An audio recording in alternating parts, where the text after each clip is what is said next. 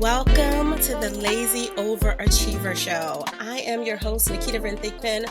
Thrilled to have you for so many reasons, but the first and most important is because of this beautiful, magical human who I really think is my spiritual sister.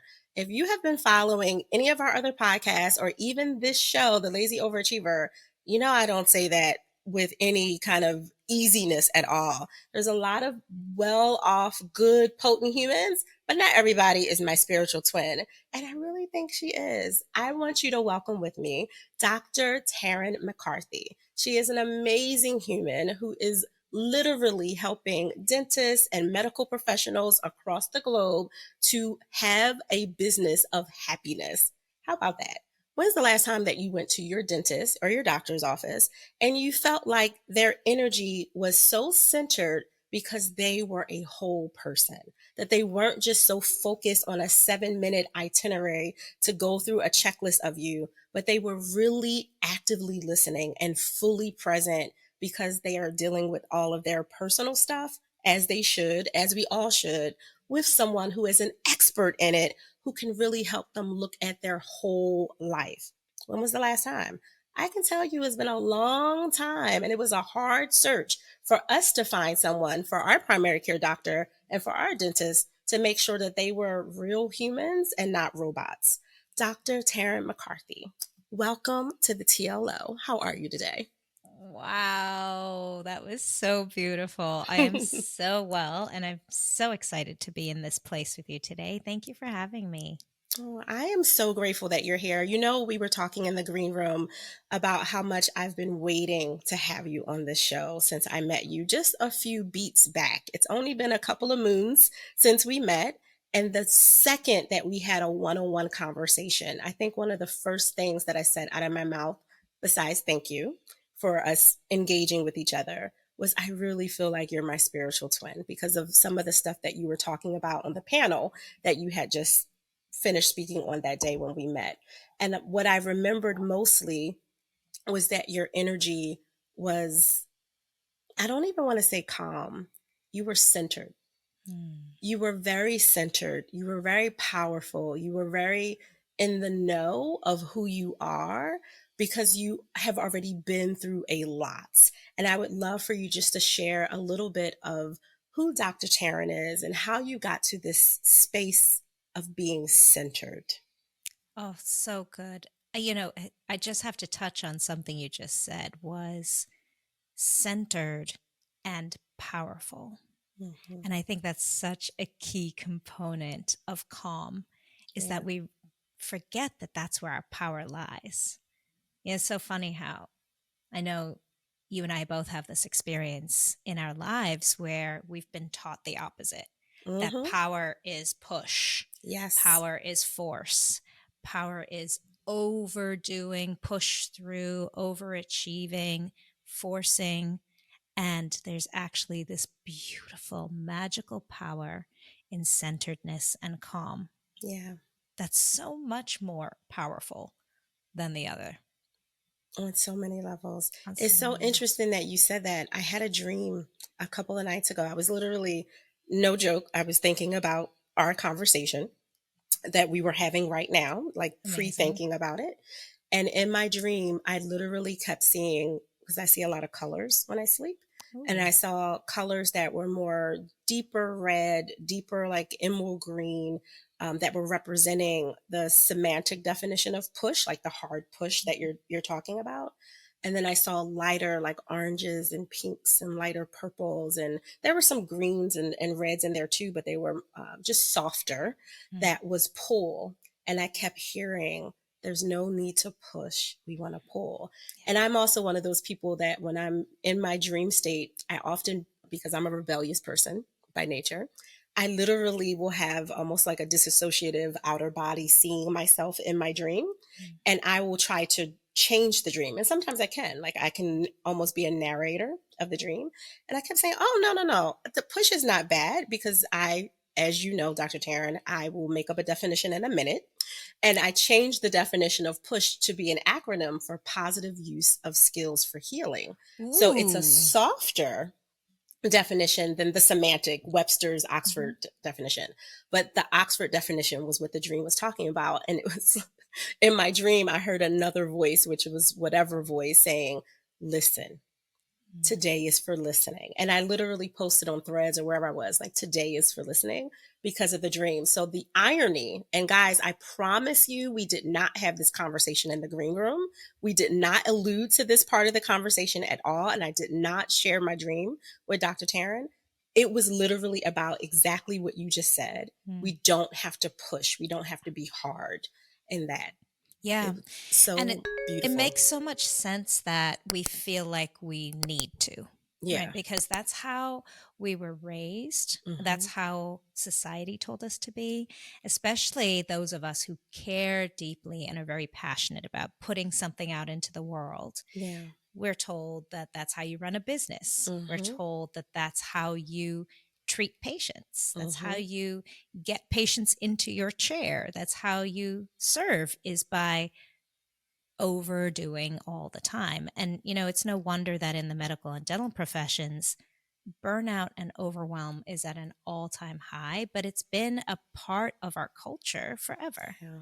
of just over giving, overdoing.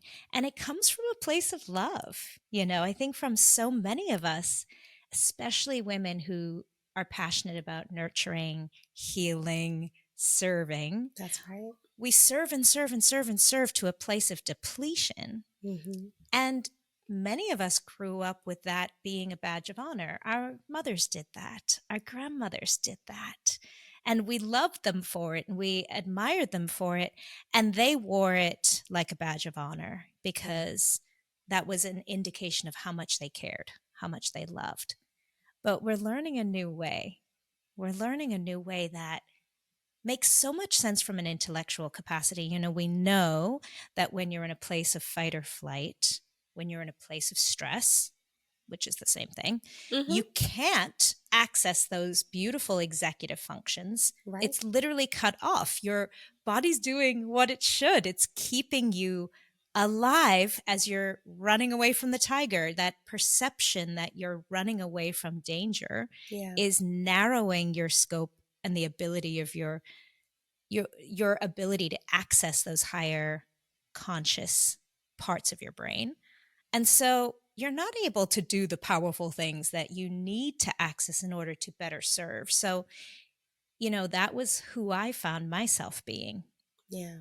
many years ago, was just completely depleted, Mm. so exhausted, being everything to everyone all the time, serving my patients, serving my team, serving my children, serving my husband, serving my community, Mhm. and never accessing calm myself. I was on decades long train of stress, Yeah.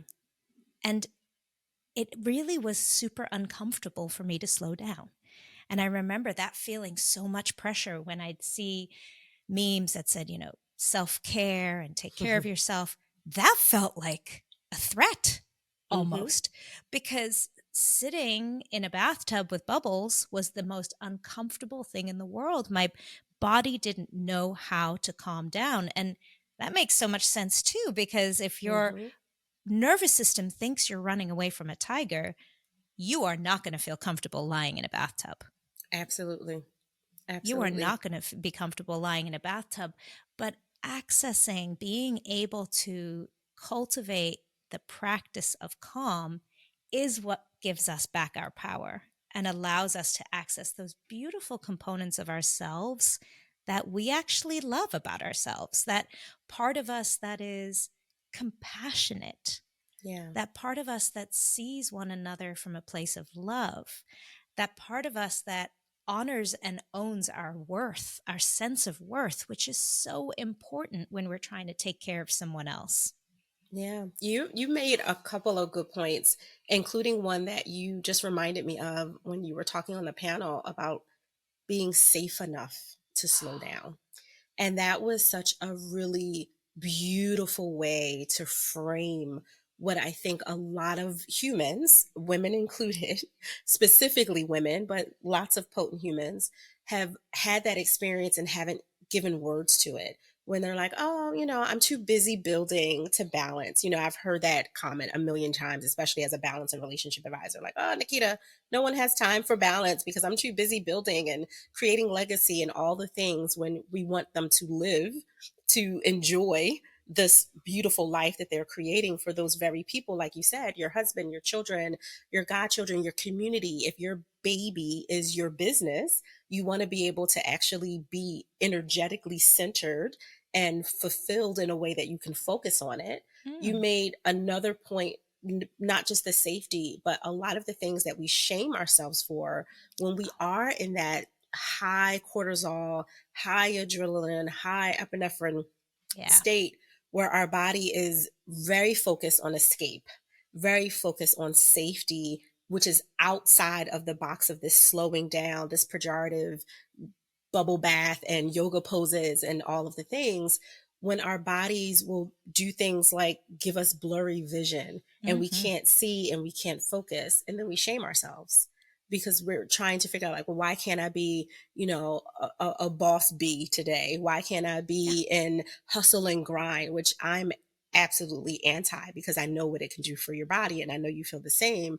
But the culture around us is saying go, go, go, sleep when you're dead, don't slow down, Yep. you know, move, move, instead of, we get the whole common phrase around keep moving forward, because I believe that too, but from a resiliency space, not from an actual physical go, go, go. And you were talking about all of those things when you were both on the panel and in our private tea conversations about this need to be in do, go, boss mode, which is the opposite of what can really benefit your business when you're an entrepreneur, a founder, or even a corporate, you know, Yes. mogul. Yes. It's so funny that we are so afraid Hmm. of putting down the hustle, putting Yeah. down the force, and it makes sense because we don't have any evidence of it. That's Yeah. how I felt. I Hmm. thought if I slowed down, everything's going to fall apart because the only lived experience I had Hmm. was running as Hmm. fast as I possibly could. And was I finding success? Yeah, I Hmm. was. I was building. Things were Hmm. happening. I was a Hmm. doctor. I had Yeah. achieved my quote unquote dreams, Hmm.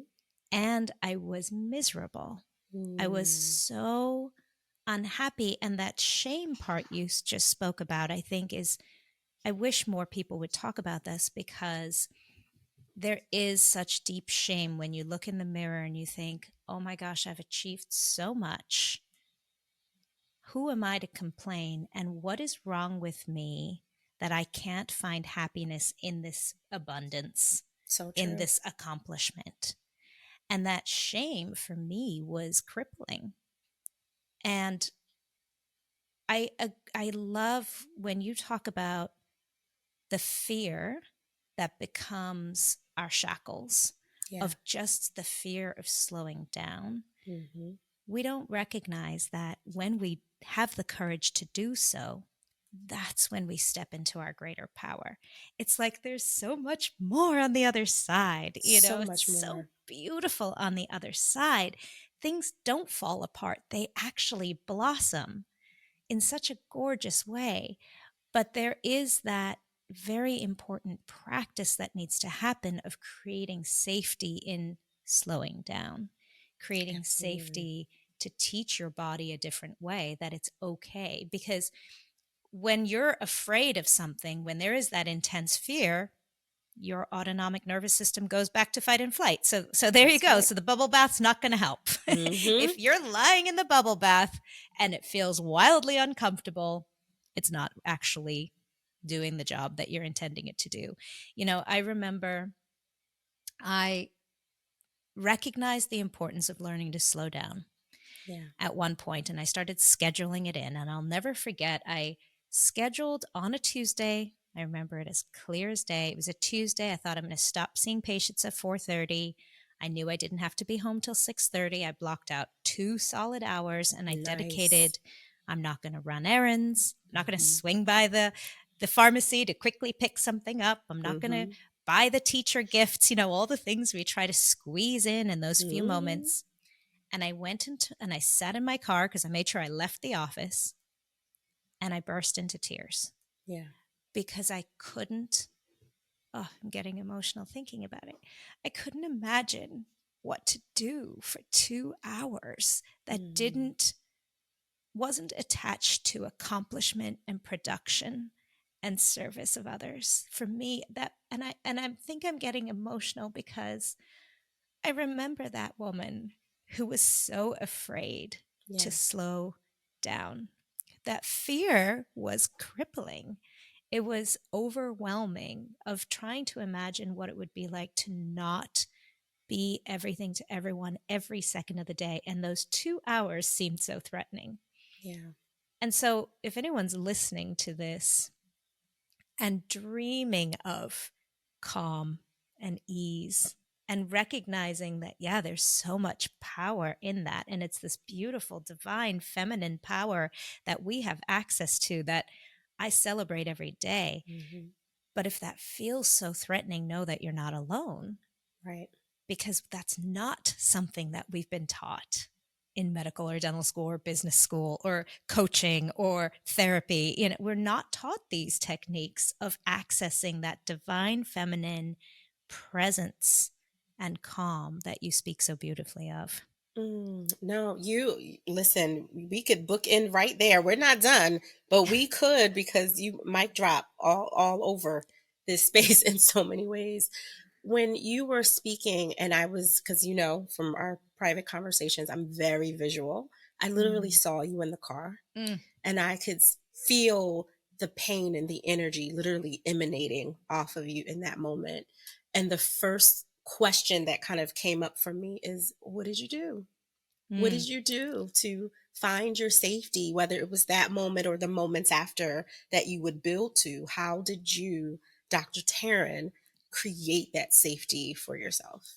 The first thing I did, and now I love this practice, I cried.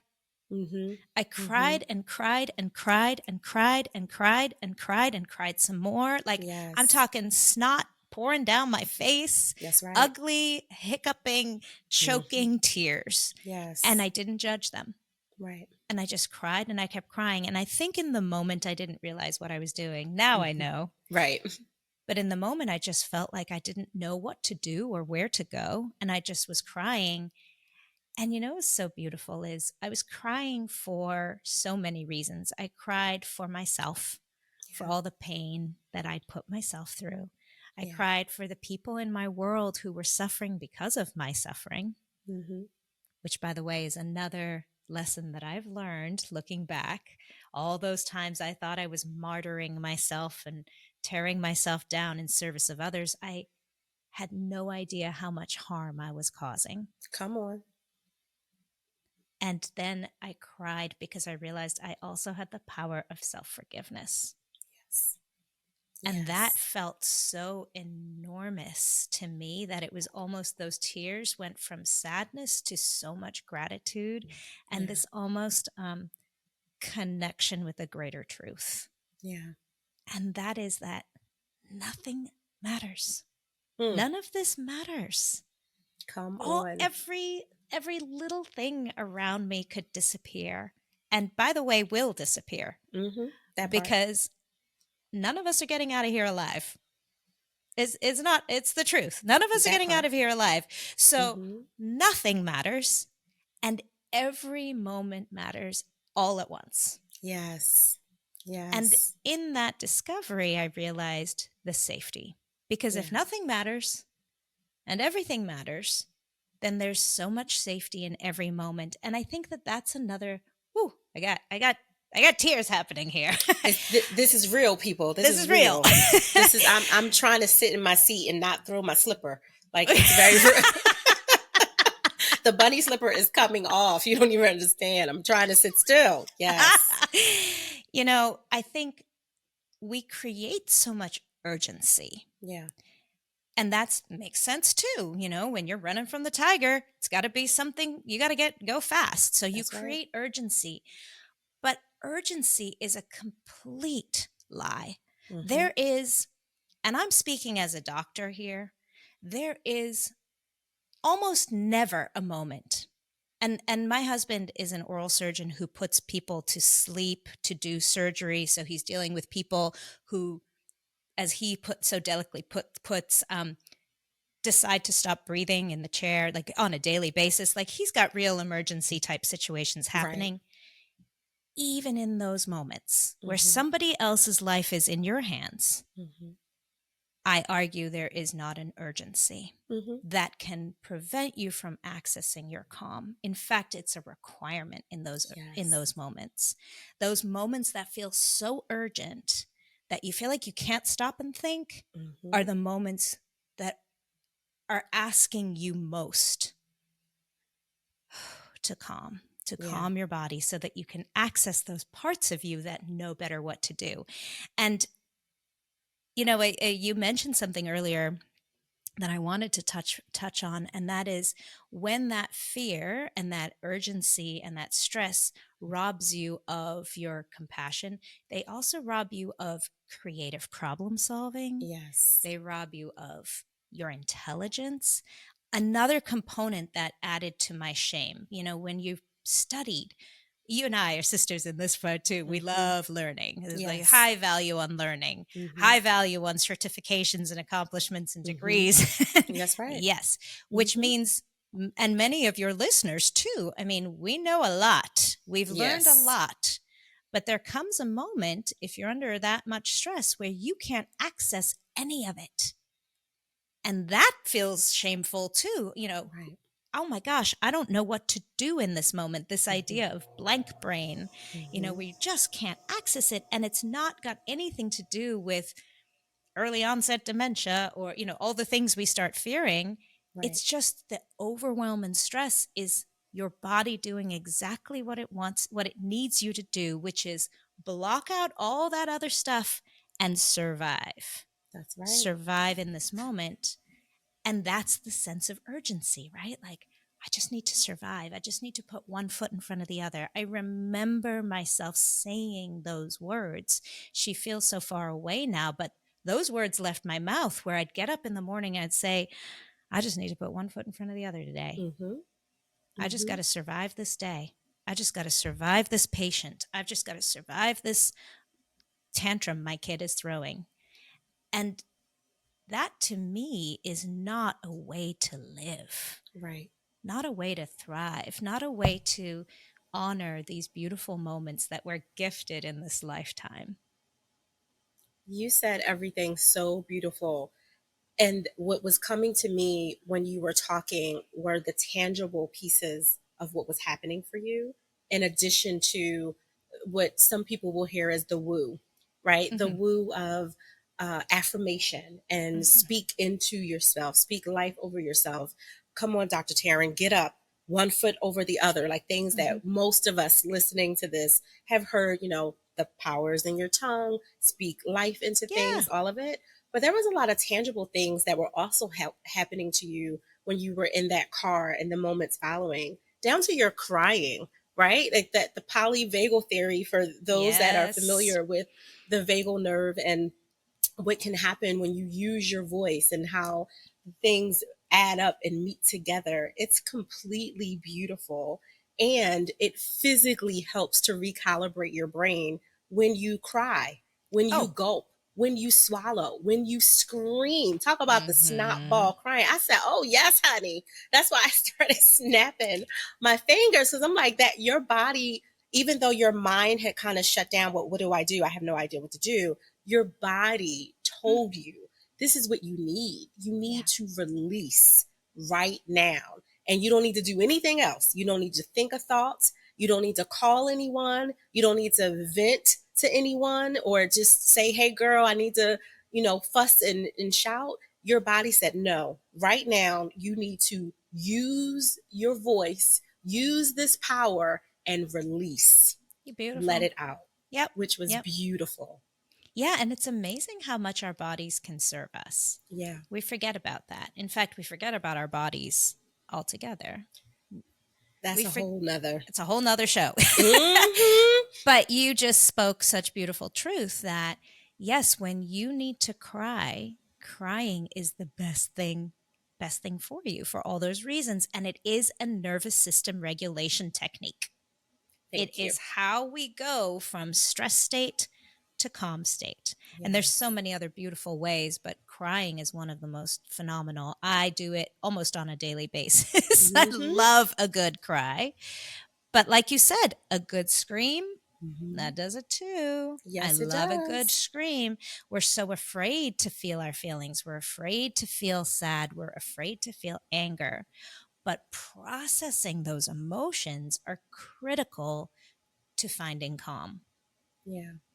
And you have to be able to at least allow yourself or give yourself permission to do it, which to your point earlier can be scary to do when you don't 100%. have proof that it works. And I think part of the proof is people like us who are knowledgeable and certified and all the things Mm. saying, not only can we point to the evidence based information of why this works, but we've been through it. And more Yes. of us need to be vulnerable and share why I use the term lazy to kind of encapsulate this, to honor your need for rest and relaxation and recalibration and recharge. You have to honor that so you can continue to be dope. You can continue to be amazing. It's not going to make you less amazing because you took a 2 hour pause and said, let me slow down from the doing so I can be in my body and be who I am and kind of recalibrate. It actually made you more powerful. Look at what it did for your life. You went from being a dentist serving a population in one way to now serving the servers in a whole more powerful way, which exponentially expanded your ripple effect. Beautiful. And I love that you use the word lazy. Mm-hmm. That's so brilliant, Naketa, Thank because we have such judgment you. Mm-hmm. around that word.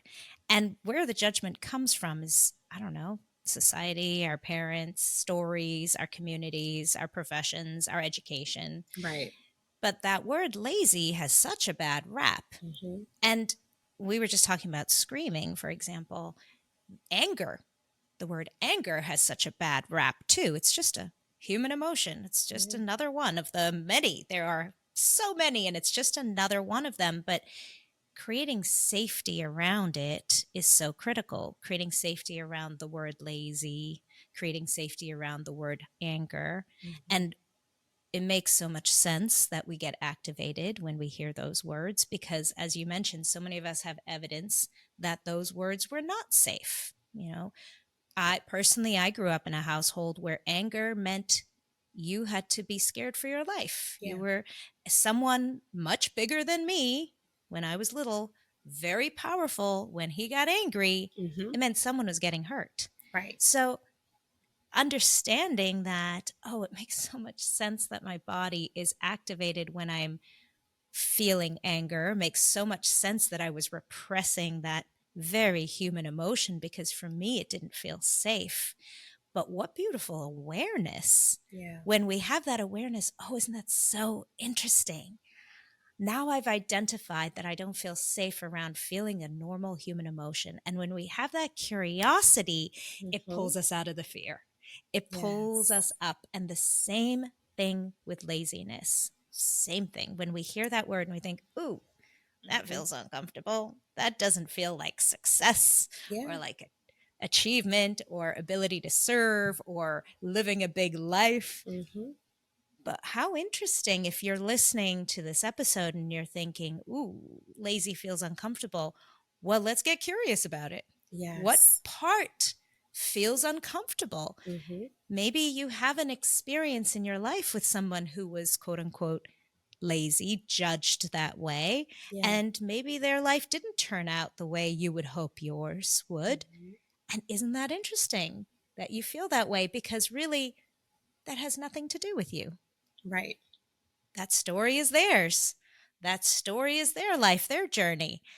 But what would it look like to introduce some calm in your life? And I love that idea of visualizing how would you show up differently Yeah. in your world if you came from a place of, and I'm returning to what we said at the head of the show, calm centered power. a centered power? How would you show up differently for your children, for Mhm. your clients, for your loved ones, if you could come to Christmas dinner from a place of calm centeredness and Yeah. a power that is your birthright, that is who you are at your core, and not these other stories that were just Mhm. attached to you over time? Yeah, your brilliance would literally be unbound, and your work rest style would be calibrated in a way that isn't necessarily Nikita's, isn't necessarily Dr. Mhm. Taryn's, but is literally for you to be in your best position on your seat of power. And when you can do that, when you can own that, you aren't just unstoppable, you're unconquerable, because the only threat to you typically is yourself. When you think about really keeping yourself from being able to be magnificent, we're our biggest threat. If we're honest, right? Like Always. if we're really honest with ourselves, we're the self-sabotage. We're the thing that can be our barrier, not necessarily external. And I'm not taking away from like real external issues and um paternalistic societies and all the things. I'm not, you know, avoiding that reality, but underneath of that, well, let me not say but, and in parentheses, Mhm. underneath of that, the thing that keeps us from being able to collect with other women, to not see each other as not just competition, because I know we all say like collaboration over competition. It's almost become a song that people aren't embodying, but to really see another sister, to see another potent human and say, oh my God, your brilliance is magnificent. How can Mhm. I support you in that? How can I add to that? And I already know in me adding, you'll add to me. There's not even a question. I don't even have to ask it. How I just got goosebumps all over my body. How wonderful would that lift all of us up to not see each other as a threat, because we're scraping in this scarcity mindset over little driblets when there's an infinite amount of abundance here for all of us. And I I don't mean, just mean money. how would that change the world? I mean, Right. on a global sense, if we could Right. teach this to our children, boys and girls and in Yes. between, if none of us felt threatened by one another, Right. but could tap into that self empowerment, Yeah. amazing, Just amazing. beautiful. And I do want Whew. to touch on one interesting point, Hmm. and that is that because I know some people feel very uncomfortable with this idea of slowing down and might be Yeah. looking at Naketa and Taryn and saying, "Oh, you guys have created, great businesses here, and Hmm. please tell Hmm. me this wasn't you sitting in a bubble bath all day and suddenly you have a beautiful business." There are moments we need to sprint, Right. Right. but the difference is the energetic approach. Hmm. When you're sprinting away, fleeing, fighting, getting away from a threat, that Hmm. sprint looks very different from the sprint that is towards, that is empowered with your own sense of empowerment. That That's is a right. worthiness and such a beautiful cocktail of motivation and passion and excitement and thrill. That looks very different. Yes. That doesn't feel pressured and overwhelming. And still, in those moments, we need to take care of ourselves Hmm. and put certain things down so that we can do the sprint we need to sprint. But I don't want to candy coat this too much and leave an impression that you don't need to do a thing. Just lie on your couch Oh, all right. day and abundance comes to you. No, there are times you need to sprint. Yeah. But knowing that you can access the calm and knowing how to bring your body back to calm after that beautiful sprint Yeah. and then celebrate yourself for it is such a valuable, valuable practice. I love that you said that. And it does add texture Mhm. to what the lazy overachiever is all about, in honoring your need to rest and relax and recalibrate and Mhm. recharge just as much as you honor your need to dominate, not instead of, but Yeah. really creating, pun intended here, a balance of sort for it, so that you can create whatever ripples of impact and imprint that you choose to do, or even have space to figure it out. Because to your example earlier, when you're in this high threat state and your executive functioning is narrowed, if not eliminated, you can't really see clearly. And the No. things that do come up are defaults, which typically for most of us, the default is another state of threat. That's your survival skills telling you to use this, use this, use this, versus giving you a different, more centered and calm pathway. So being able to do that can literally help you if you're someone listening to this saying, well, I don't know what I want to do. I don't know what kind of impact. I'm not like Dr. Tarryn. I haven't been in a position where I can say I have this really great career and now I have a way to exponentiate it by helping people at another level. I'm still figuring out this original level that I'm in right now. That's okay. But the faster way to get there is to be centered so you can see what's already inside you, Beautifully said. you know? Beautifully said. Mm. Oh my God. I could talk to you forever. And I just had like 5,000 other questions that came up in my head. So, we clearly are going to have to do a part two. There's no That would exception be to this, right? wonderful. No exception. I would love for you to just take a moment and if you can share one thing that is intentionally selfish for you that allows you to create that space to slow down and recalibrate and do all the things. What's one thing that you would like to share that might potentially muse someone else's toolbox for them to consider adding this as a way to slow down and create safety for themselves? Oh, I love that question. The first thing that comes to mind is my morning practice. Hmm. And so my morning practice is mine. It's all mine. It's so Yeah. precious. It's all mine. And it's non negotiable. I Amen. will miss a workout. I will be late for a meeting. Doesn't matter. My morning practice is non negotiable. And what that looks like is finding quiet and space for me.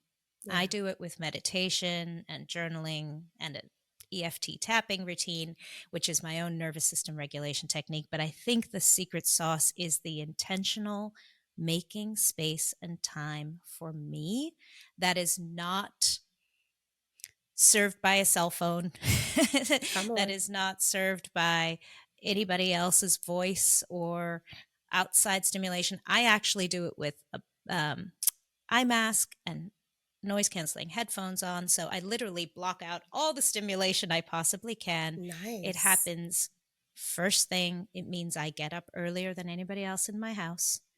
And it's not from a place of discipline or pressure. Hmm. It just isn't. I've become so keenly aware in my body when I have that experience of pressure and force because I know exactly what it feels like in my body and I know to step away. I'll tell you real quick a story that happened the other morning. My husband and I have been working out together, and a couple mornings ago he said, "Hey, I found this great new program. Can we do it together?" I said, "Yeah, let's try this new one. This will be fun." Hmm. And he put it on, and it was one of those hit workouts that have 45 seconds on, 15 seconds off, zero breaks for 30 minutes. You just Hmm. one back to back.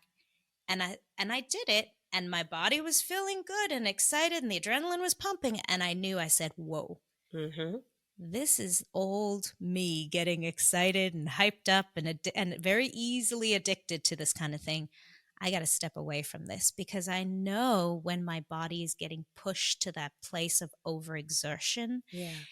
And I think sometimes we trick ourselves. We get to that place and think, oh, that felt so good. Like you feel great. I just really spent myself. I'm exhausted. That feels really good. We got the dopamine flowing, the endorphins flowing, but I'm so aware now in my body of the toxicity of Yeah. that for me. For Yeah. some people, it works really well, but to start my day that way Hmm. launches me in a space of stress, push, force, Yeah. overwhelm. So, starting my day from an intentional place of calm Hmm. has changed my life. And I notice the days I miss. If there happens to be a day where I don't can't really remember one now, but I remember that it felt bad. And I thought, oh no, tomorrow morning I'm back on my meditation cushion. And the only intention is starting from a place of calm and connectedness to self. Yeah. It's your tonic. It's your tonic. It's your remedy. Yeah, That I works love for that. me. You did get a little extra oxytocin because you were doing it with your forever lover. So that's always a bonus benefit. I'm just It saying. is. But There are some other ways to do that too, Naketa. that part Yeah, there you go. all day. We'll talk about that nervous system regulation Right? technique another time. That's TLO after dark. So yeah. I love it. Oh, you are such a gift, Dr. Tarryn. Please share with everyone where they can learn more about you, your podcast, and everything that you have coming up in 2024. Oh, thank you so much. Yeah, you can find me at www.thebizofhappiness.com. And I'd love it if you check out my podcast. It's uniquely for women in medicine and dentistry, and it's called the Business of Happiness Podcast. If you're a coach or a therapist, this is a place for you too. And 2024 is going to be amazing. I got big things to do, Naketa. Got big things to do in this world.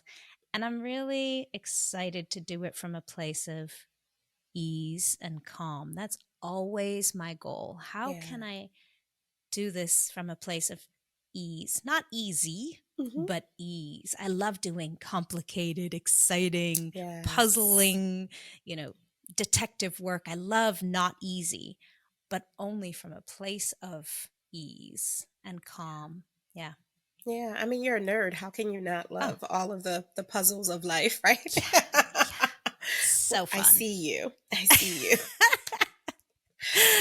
Thank you so much for having me on this beautiful show. I'm so excited to listen to all these episodes. Thank you. So I'm many good, honored. juicy nuggets. I'm honored. And I mean that. I am honored that you carved out space out of a beautiful, easy, flowy week that you are already having. And I say ease, not easy. Let me correct myself, but the ease and flow that you had there.